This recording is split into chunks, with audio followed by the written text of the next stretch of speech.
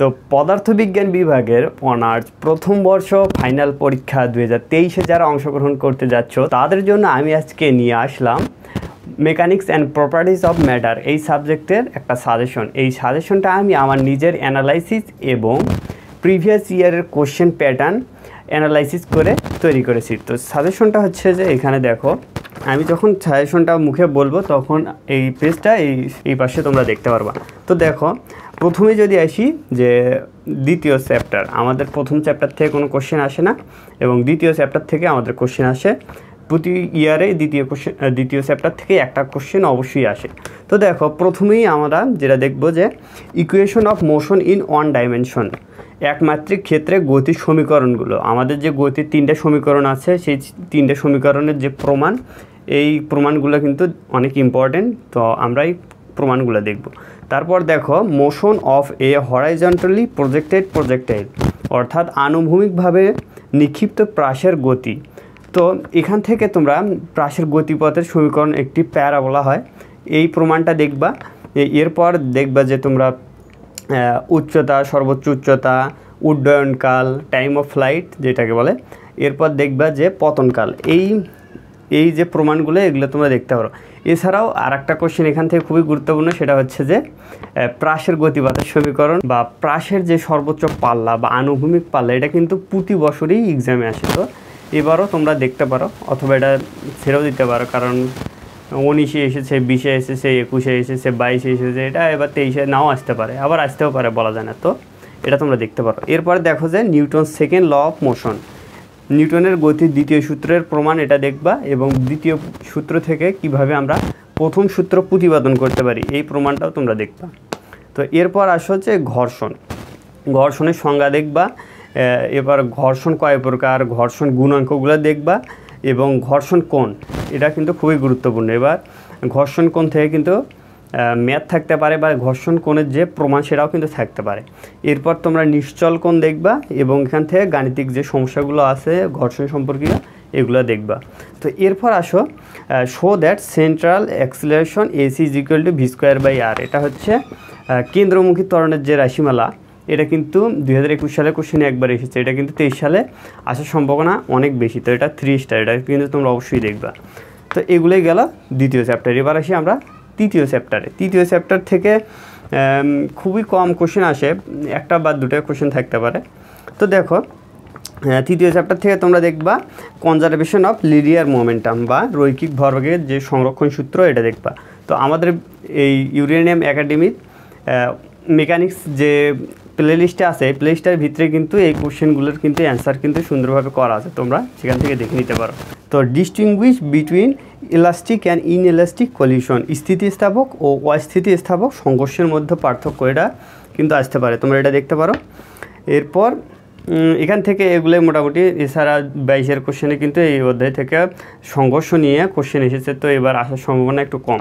তো এরপর দেখো যে চতুর্থ চ্যাপ্টারে আমরা যদি চলে যাই, তো চতুর্থ চ্যাপ্টারে আছে কাজ শক্তি উপপাদ্য বা ওয়ার্ক এনার্জি থিওরিম, এটা কিন্তু খুবই গুরুত্বপূর্ণ, এটা এবার আসতে পারে। তো এরপর দেখো conservative and non conservative force, সংরক্ষণশীল ও অসংরক্ষণশীল বল, এটার পার্থক্য তোমরা দেখতে পারো এবং সংজ্ঞাটাও তোমরা দেখতে পারো। তো এরপর আসো শক্তি সংরক্ষণ সূত্র, কনজারভেশন ল অফ এনার্জি, এটা কিন্তু খুবই গুরুত্বপূর্ণ। এবার তো এই শক্তি সংরক্ষণ সূত্রটা ঘটনার ক্ষেত্রে আমরা দেখব, সেগুলো হচ্ছে পরন্ত বস্তুর ক্ষেত্রে এই সংরক্ষণ সূত্র দেখব, প্রাসের ক্ষেত্রে দেখব এবং সরল দোলকের ক্ষেত্রেও এই শক্তি সংরক্ষণ সূত্রটা আমরা দেখব। তো এরপর আসো পরিবর্তনশীল বলের ক্ষেত্রে কাজ শক্তি উপপাদ্য প্রতিষ্ঠা করো, এটাও কিন্তু খুবই গুরুত্বপূর্ণ। এই গেল চ্যাপ্টার 4। তো চ্যাপ্টার 5-এ যদি আমরা দেখি, চ্যাপ্টার 5 থেকে কিন্তু একটা কোশ্চেন অবশ্যই আসে, এটা কিন্তু খুবই গুরুত্বপূর্ণ চ্যাপ্টার। তো দেখো, আমরা যদি সংজ্ঞা দেখি, সংজ্ঞা থেকে দেখব যে মোমেন্ট অফ ইনার্শিয়া এবং রেডিয়াস অফ গাইরেশন, অর্থাৎ জড়তার ভ্রামক এবং চক্রগতির ব্যাসার্ধ, এই সংজ্ঞাটা দেখব। এবং এরপর যে প্রমাণগুলো আছে, প্রমাণগুলো থেকে দেখব যে থিওরি অফ পারপেন্ডিকুলার অ্যাক্সিস বা লম্ব অক্ষ উপপাদ্য, এটা দেখব। এরপর দেখব থিওরি অফ প্যারালাল অ্যাক্সিস বা সমান্তরাল অক্ষ উপপাদ্য, এটাও কিন্তু খুবই গুরুত্বপূর্ণ। এই দুটোর ভিতরে একটা হয়তো বা এবার থাকতেও পারে এক্সামে।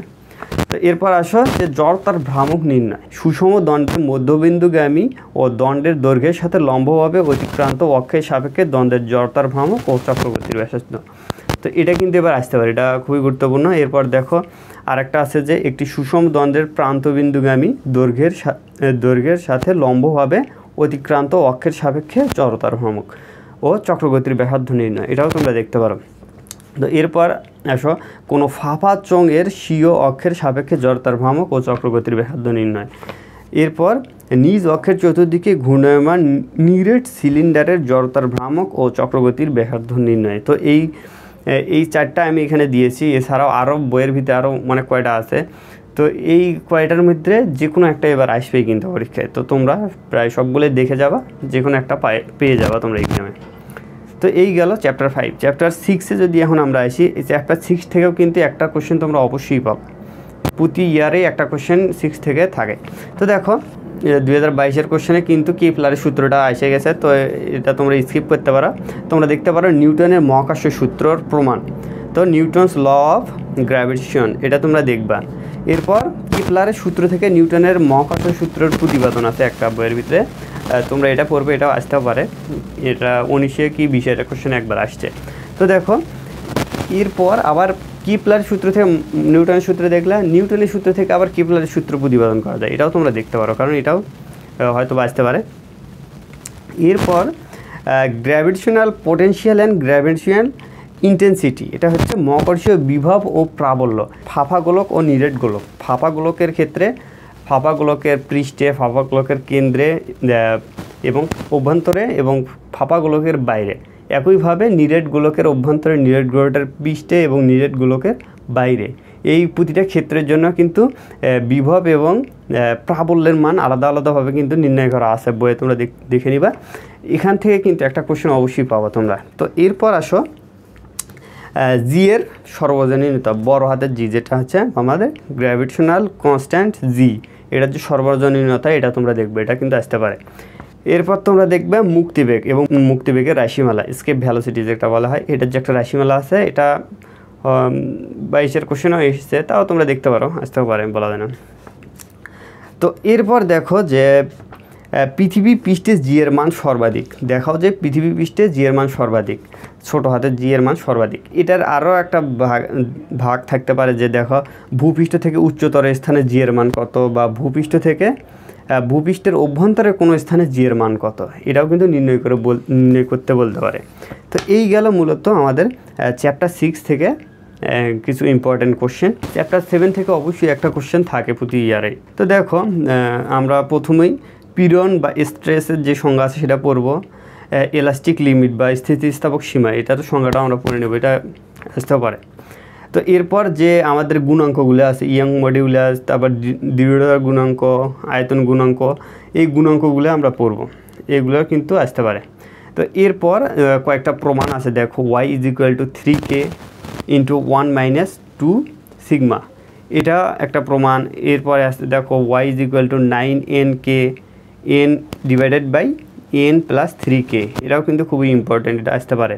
অথবা sigma = 3k - 2n / 6k + 2n, এটাও কিন্তু আসতে পারে। এগুলো কিন্তু একই, বা এরকমও আসতে পারে যে তিনটা গুণাঙ্কর যে যে সম্পর্ক, সেই সম্পর্কটাও নির্ণয় করতে বলতে পারে।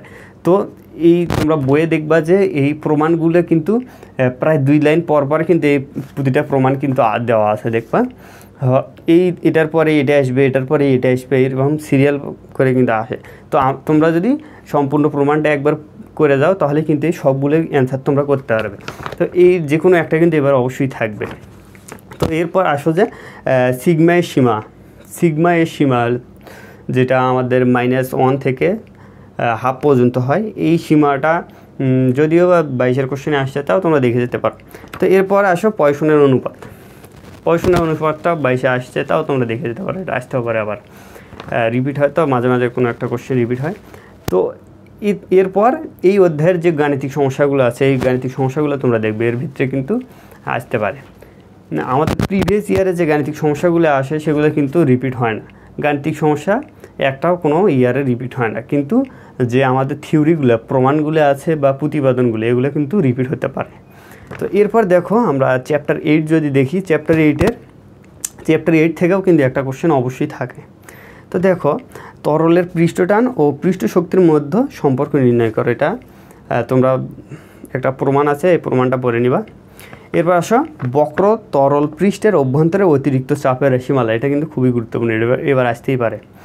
বা এই রিলেটেড আরও 2-3টা প্রমাণ আছে যে বক্র স্বরের অভ্যন্তরে অতিরিক্ত চাপের রাশিমালা, এটা আসতে পারে।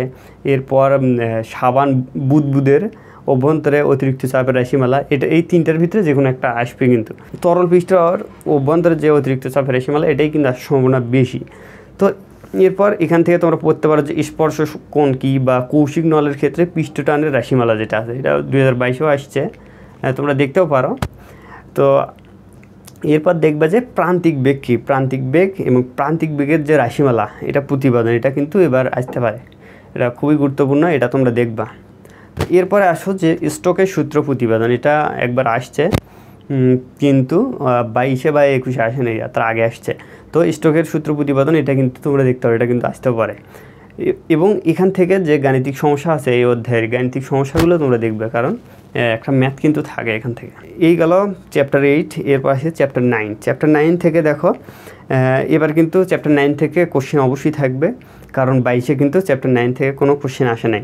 তো 9 থেকে তোমরা কিন্তু কোশ্চেন পাবা। তো দেখো বার্নৌলির যে উপপাদ্যটা আছে, বার্নৌলির উপপাদ্যের বিবৃতি এবং প্রমাণ, এটা কিন্তু তোমরা শিখে যাবা, এটা অবশ্যই আসবে, কারণ 1 ইয়ার পর কিন্তু এই কোশ্চেনটা আসে। তো যেহেতু 22 আসে নাই, কিন্তু 23-এ কিন্তু আসতে পারে। তো আর তারপরে কোশ্চেনটা দেখবো ভেঞ্চুরিমিটার কী এবং এর সাহায্যে কীভাবে তরল প্রবাহের নির্গমনের হার নির্ণয় করা যায়, এটাও কিন্তু আসতে পারে। এবং এখান থেকে তোমরা দেখতে পারো অবিচ্ছিন্নতার সমীকরণ প্রতিপাদন, এটা কোনোবারই আসে নাই, বাট আসতেও পারে, কিন্তু এটা সিলেবাসে আসে যেহেতু, এটা কিন্তু আসতে পারে। তো এই গেল মূলত আমাদের এখানে 3টা অধ্যায়, 3, 3, 6, 7, 8টা অধ্যায়, 8টা অধ্যায় থেকে কিন্তু 8টা কোশ্চেন এবার আসতে পারে। তো যাই হোক, এর পরবর্তী সাজেশন আমি নিয়ে আসবো থার্মাল ফিজিক্সের, তারপর ইলেকট্রিসিটি আর ম্যাগনেটিজম, সবগুলোরই সাজেশন কিন্তু আসবে। আর এই সাজেশনের যে কোশ্চেনগুলো দেখালাম প্রথম দিকে, যে অধ্যায়গুলো, এগুলোর কিন্তু যে অ্যান্সার আছে, এই অ্যান্সারগুলো কিন্তু আমাদের চ্যানেলে কিন্তু করা আছে, তোমরা চ্যানেলের প্লেলিস্ট থেকে কিন্তু এই কোশ্চেনগুলোর অ্যান্সার কিন্তু দেখে নিতে পারো।